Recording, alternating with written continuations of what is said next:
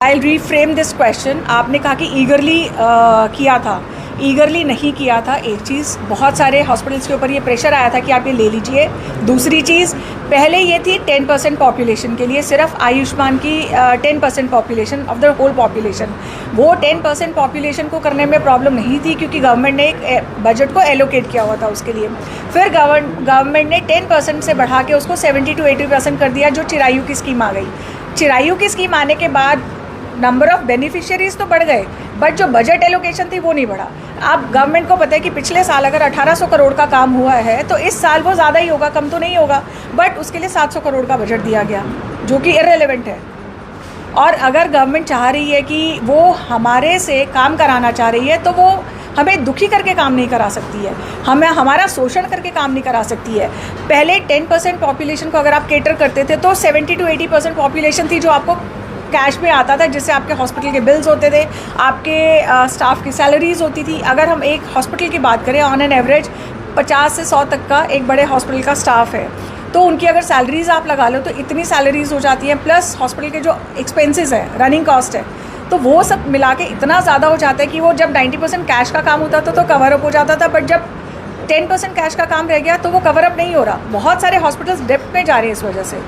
और उसके अलावा गवर्नमेंट ने जो, अगर आपने जो पेमेंट आपको देनी है, जो एक प्री ऑथराइजेशन दिया आपने कहा कि जो भी उनके पैकेजेस हैं उसके हिसाब से अगर आप दे रहे हो तो उसके अंदर फिर वो अंडर डिडक्शंस करके आ रही हैं। वो डिडक्शंस करने के बाद जो आना चाहिए आपके पास, जो एक अस्पताल के पास आना चाहिए अमाउंट, वो और काफ़ी कम हो गया। तो उस वजह से फाइनेंशियल बर्डन हॉस्पिटल्स के ऊपर बढ़ता जा रहा है डे बाई डे।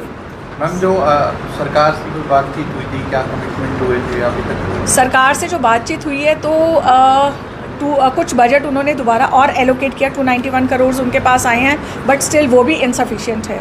दूसरी चीज़ की जो डिडक्शंस के बारे में बात हुई तो उसके लिए सरकार कोई स्टैंड लेने को तैयार नहीं है। तीसरी चीज़, जो एरोनियस क्लेम्स है, अगर वो डिडक्शंस होंगी, बिना बात की डिडक्शंस होंगी तो हमारा जो पेंडेंसी का नंबर है, एरोनियस क्लेम्स का जो नंबर है वो बढ़ता चला जाएगा। वो बढ़ेगा तो ऑब्वियसली फिर कहाँ से काम कर पाएंगे। सीएम साहब कहते हैं कि हर पेशेंट को जो है आयुष्मान पर इलाज मिलेगा। आप लोग पे आउट ना मिलने की वजह से उनका इलाज नहीं कर पा रहे, लेकिन जब एक गरीब तबका आपके हॉस्पिटल्स में आता है तो सिर्फ और सिर्फ आपको ब्लेम किया जाता है। तो ये कम्युनिकेशन गैप, आपका क्या मैसेज उन पेशेंट्स के लिए? हम चाहते हैं कि हम इन पेशेंट्स का इलाज कर पाएँ और बहुत अच्छे से कर पाएँ।